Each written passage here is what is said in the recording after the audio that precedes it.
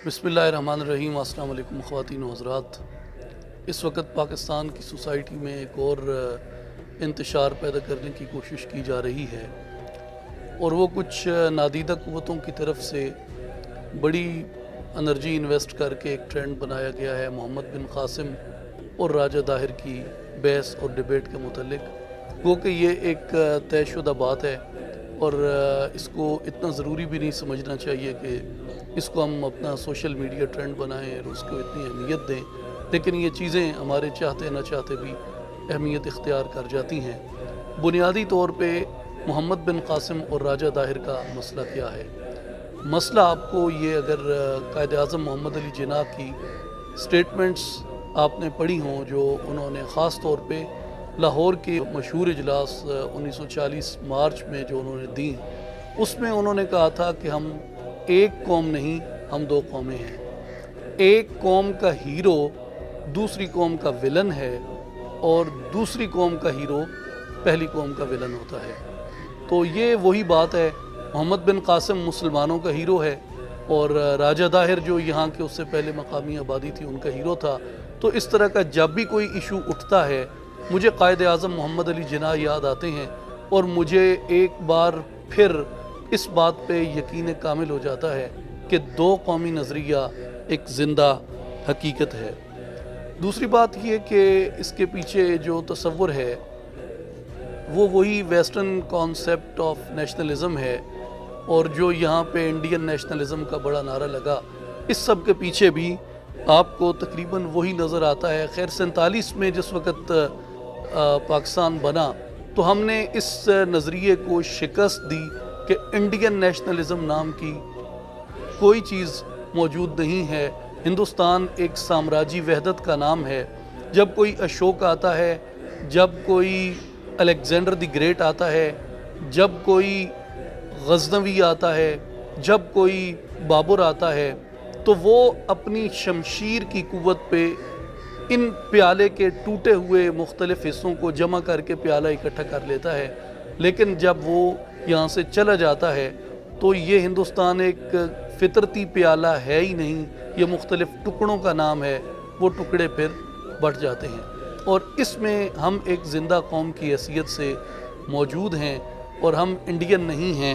हमारी शनाख्त रंग और नस्ल पे नहीं है, हमारी शनाख्त न ज़ुबान पे है, न जोग्राफिए पे है, न कलर ऑफ स्किन पे है, ना वो किसी और रंग और नस्ल के ऊपर है। हमारी शनाख्त ला इलाहा इल्लल्लाहु मुहम्मदुर रसूलुल्लाह के ऊपर है। मैं न हिंदी हूँ, न अजमी हूँ, न अरबी हूँ, न तुर्की हूँ, न ईरानी हूँ, न अफ्रीकी हूँ। मैं मुसलमान हूँ और मेरी शनाख्त ला इलाहा इल्लल्लाहु मुहम्मदुर रसूलुल्लाह है। और दुनिया भर के मुसलमानों की यही शनाख्त है। जो अल्लामा इकबाल ने कहा था कि जो ताल्लुक़ फ्रांसीसी को फ्रांस से है, जर्मन को जर्मनी से है, इंग्लिश को इंग्लिस्तान से है, डच को हॉलैंड से है, अमेरिकन को अमेरिका से है, वही ताल्लुक़ मुसलमान को इस्लाम के साथ है। हम फ़र्जंदाने इस्लाम हैं। जहाँ तक राजा दाहिर का ताल्लुक़ है तो आप सभी ये जानते हैं कि हिंदुस्तान में हम तकरीबन 13 साढ़े 13 सदियों से मौजूद हैं और इन 13 साढ़े 13 सदियों में कभी भी राजा दाहिर को हमने अपना हीरो नहीं माना। हमारा हीरो मोहम्मद बिन कासिम था, है और रहेगा। अब आए इस बात के ऊपर, एक बड़ी कॉम्प्लिकेटेड सी बात है, उसको समझना बहुत ज़रूरी है कि ये राजा दाहिर टाइप जो अपने हीरो तराश लेते हैं, ये कोई हीरो शीरो हैं ही नहीं। और सच्ची बात ये है कि हिंदुस्तान के जितने बड़े हीरो हैं जिनको इंडियन हीरो कहा जाता है, उनके आप जब भी हिस्ट्री में झांकेंगे आपको कोई भी इंडियन हीरो उस वक़्त बड़ा नज़र आएगा जब वो इंडियन वर्सेस इंडियन खड़ा था। मिसाल के तौर पे Chandragupta Maurya, Indian versus Indian, Ashok, Indian versus Indian. उससे पहले भी जितनी इनकी यहाँ पे मिथोलॉजी क्रिएट होती रही, जंगें यहाँ पे होती रही इनकी, वो इंडियन वर्सेस इंडियन की आपको सारी बड़ी तारीख़ मिलती है। लेकिन इंडिया से बाहर जब भी कभी भी कोई भी आया है, वो जहाँ तक जाना चाहा वहाँ तक गया, जितना अरसा यहाँ पे रहना चाहा उतना अरसा यहाँ पे रहा। جتنی نسلوں کو حکمران بنانا چاہا اتنی نسلیں ان کی حکمران رہیں۔ یہاں کی جو دفاعی قوت ہے وہ ہمیشہ ریت کی دیوار ثابت ہوئی ہے، باہر سے آنے والے کو یہاں کے لوگ کبھی نہیں روک سکے۔ یہ تبھی ہیرو ہیں جب تک یہ آپس میں لڑ رہے ہیں، لیکن جب باہر سے کوئی آتا ہے تو ان کے ہیرو، یہاں کے مقامی ہیرو، وہ ہوا میں اڑ جاتے ہیں، آپ کو ان کا وجود نظر نہیں آتا۔ مثال کے طور پہ بابر کو کس نے روکا؟ غزنوی کو کس نے روکا؟ جہاں سے اترا، جہاں تک اس نے جانا چاہا وہ گیا۔ سکندر اعظم کو کس نے روکا؟ تو جو آدمی بھی یہاں پہ داخل ہوا ہے وہ اپنی مرضی سے آیا ہے اور اپنی مرضی سے گیا ہے۔ لیکن مجھے یہاں پہ یہ اعتراف بھی کرنا ہے کہ یہاں پہ بہت ساری خوبیاں بھی تھیں۔ میتھمیٹکس کا یہاں پہ بہت بڑا اجرا ہوا، میتھمیٹکس کی یہاں پہ تشکیل ہوئی۔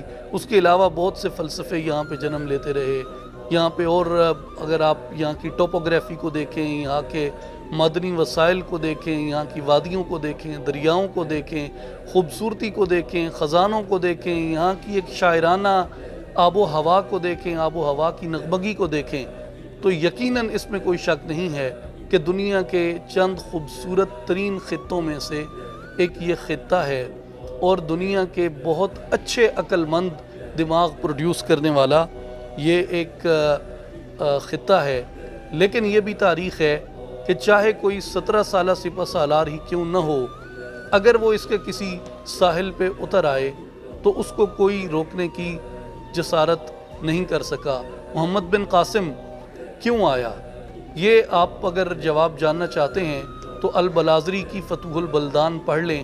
عربی کے اندر پاکستان اور اس کی تحریک پاکستان سے بہت پہلے لکھی ہوئی کتاب ہے، آپ کو معلوم ہو جائے گا۔ اس کے اندر یہ واقعہ سارا تفصیل کے ساتھ لکھا ہوا ہے کہ کس طرح مسلمانوں کا قافلہ یرغمال بنا لیا گیا اور کس طرح انہوں نے اپنی مدد کے لیے عربوں کو خطوط لکھے اور وہاں سے لوگ آئے۔ دیبل میں وہ شخص اترا ہے، دیبل سے لے کے ملتان تک آیا ہے، یہ پوری انڈس ویلی کو جھاگتا ہوا آیا ہے، اس کو یہاں پہ روکنے والا کوئی نہیں تھا۔ آج بھی آپ اگر وہاں پہ سفر کر رہے ہوں تو اگر آپ دیبل سے یعنی کراچی سے آپ اگر ملتان آنا چاہیں، آج بھی آنے کے لیے کتنی ہی لگژری گاڑی کیوں نہ ہو، آپ کو کئی بار سوچنا پڑتا ہے کہ آپ اتنا لمبا سفر کر کے آئیں گے۔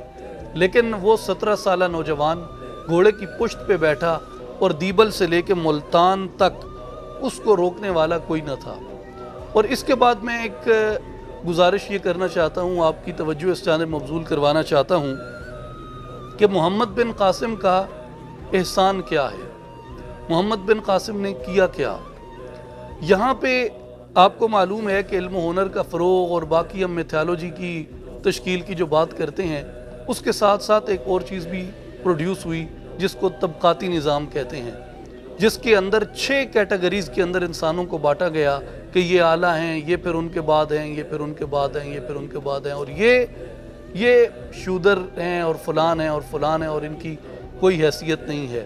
اس طبقاتی تفریق کا نمائندہ ہے راجہ داہر، اور اس طبقاتی تفریق اور طبقاتی کشمکش کو ختم کرنے کا ہیرو ہے محمد بن قاسم۔ اور اس کے بعد آپ کے علم میں ہے یہاں پہ ایک ستی کی رسم ہوتی تھی کہ جس میں اگر کوئی مرد مر گیا ہے تو اس مرد کے ساتھ اس کی عورت کو وہ چاہے جوان ہوتی یا کسی بھی عمر کے حصے میں ہوتی، وہ اپنا عروسی جوڑا پہنتی، وہ اپنا زیور پہنتی، ٹیکا لگاتی، جھومر پہنتی، وہ اپنی باقی میک اپ کا ساز و سامان کرتی، اور جہاں اس کے شوہر کی آرتی جلانے کے لیے لکڑیوں میں رکھی گئی ہوتی وہاں وہ ساتھ بیٹھ جاتی اور اس میں اس کو زندہ جلا دیا جاتا۔ اس ستی کا نمائندہ ہے راجہ داہر۔ اور آج بھی ہر وہ ہندو عورت جو اپنے شوہر کے ساتھ نہیں جلائی جاتی، اس کا ہیرو محمد بن قاسم ہے، اس لیے کہ ستی کی اس رسم کو ختم کرنے کا آغاز محمد بن قاسم کی آمد کے ساتھ ہوتا ہے، اور پھر یہاں کے بعد کے مسلمان حکمرانوں نے اس کو عملاً ختم کر دیا۔ اور میری معلومات کے مطابق شاید اس وقت ستی کی یہ رسم کسی جگہ پہ ایگزسٹ نہیں کرتی، لیکن یاد رکھیں सती का नुमाइंदा राजा दाहिर है और हर वो औरत जो अपने शोहर के साथ नहीं जलाई जाती उसका हीरो मोहम्मद बिन कासिम है।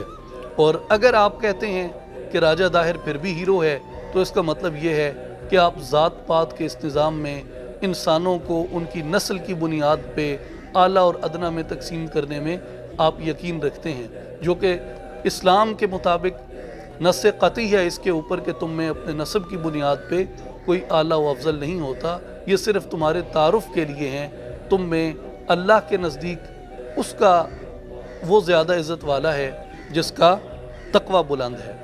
और फिर मैं एक बात ये कहना चाहता हूँ कि इस सारी स्टोरी का ताल्लुक़ इस इंडस वैली के साथ है। जो देबल उस वक़्त के मतलब यहाँ सिंध के साहिलों से लेके श्रीनगर तक मुझे ये इंडस वैली फैली हुई नज़र आती है, तो इसमें मुल्तान है या जंग है, ये जहाँ से मैं ताल्लुक़ रखता हूँ, ये सारी ये इंडस वैली है, वादी सिंध है। वादी सिंध जो है ये हिंदुस्तान में बाबुल इस्लाम कहा जाता है, ये इस्लाम का दरवाज़ा है। और हम जिस वक़्त राजा दाहिर जैसे लोगों को अपना हीरो मानते हैं या उनको हीरो मनवाने की कोशिश करते हैं, उसका मतलब ये होता है कि हम सिंध के अंदर होने वाली इस्लाम की सारी खिदमत को निगेट करते हैं। सिंध बाबुल इस्लाम है, आप इन अजीम खिदमात को किस तरह निगेट करवा सकते हैं? और शायद हम वो चंद लोग जो यहाँ मदफून हैं उनके बारे में तो हम कुछ न कुछ इल्म रखते हैं कि मसलन हज़रत शाह अब्दुल लतीफ़ पिटाई हैं, हज़रत लाल शहबाज कलंदर हैं, हज़रत सचल सरमस्त हैं, बाकी इस धरती के सूफिया हैं। आप वो लोग जो यहाँ पे मदफून नहीं हैं, मिसाल के तौर पे बैरूत में एक महल्ला है जिसको महल्ला इमाम औज़ाई कहते हैं। आपके इल्म में है इमाम औज़ाई इमाम आज़म अबू हनीफ़ा रहमतुल्लाह अलैह के मुआसिर थे। इमाम अबू यूसुफ़ जो इमाम आज़म के शागिर्द थे, इमाम अबू यूसुफ़ और इमाम औज़ाई के दरमियान बहुत मारूफ इल्मी मकालमे हैं। और इमाम औज़ाई ख़ुद अपने एक मकतब फ़िक़्ह के बानी समझे जाते थे, जिसको के बाद में मकबूलियत बवजू न मिल सकी। इमाम औज़ाई का ताल्लुक़ सिंध से था, वो सिंध से बैरूत में गए।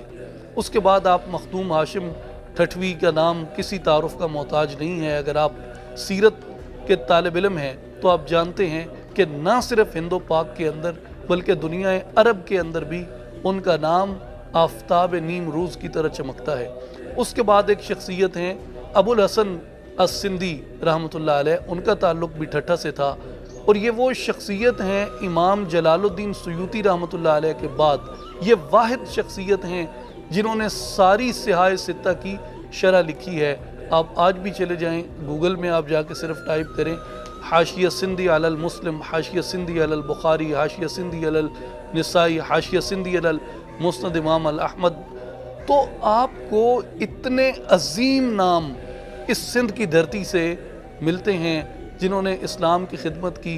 ना सिर्फ सिंध उनका एतराफ़ करता है, ना सिर्फ पाक व हिंद उनका एतराफ़ करता है, बल्कि पूरी दुनिया इस्लाम के अंदर, दुनिया अरब के अंदर उनके नाम का डंका बजता है, उनका तूती बोलता है, उनकी रिकग्निशन है।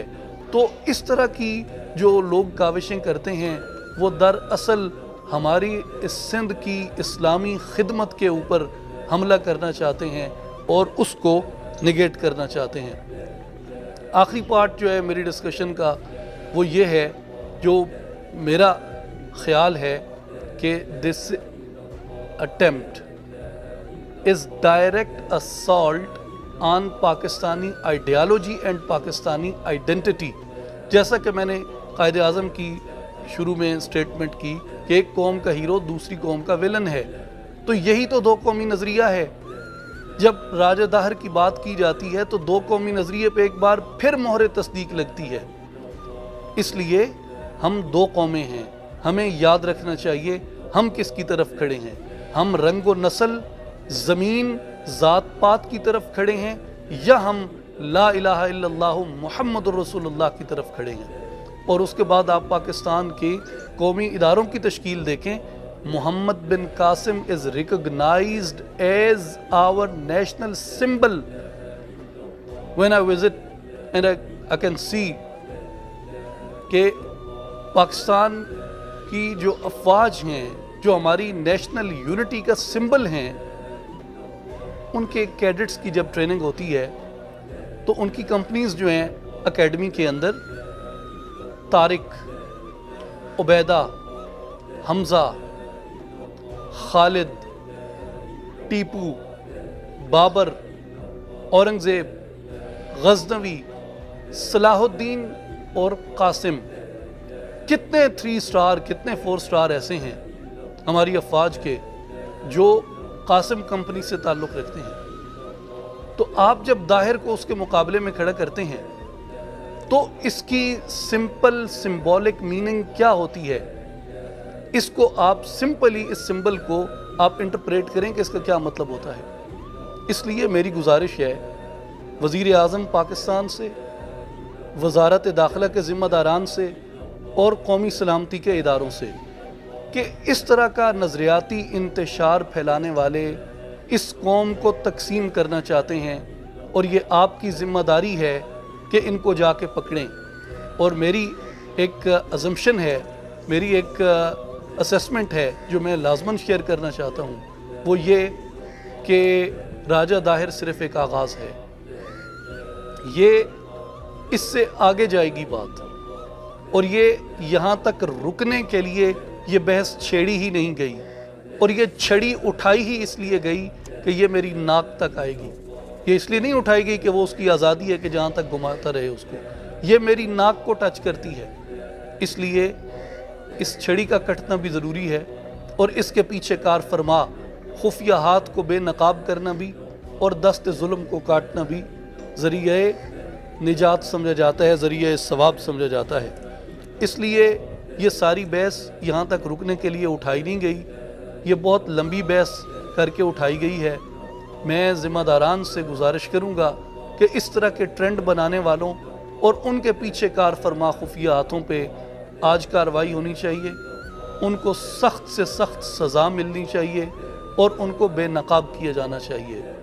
پاکستان ٹیپو سلطان کی تحریک کا تسلسل ہے، سلطان اورنگزیب عالمگیر کی تحریک کا تسلسل ہے، ظہیر الدین بابر اور رانا سانگا کی جنگ کا تسلسل ہے، پاکستان سلطان محمود غزنوی کا تسلسل ہے، اور پاکستان محمد بن قاسم کا تسلسل ہے، اور محمد علی جناح نے جو کہا تھا کہ پاکستان تو اسی دن مارز وجود میں آ گیا تھا جس دن یہاں پہلا شخص مسلمان ہوا تھا۔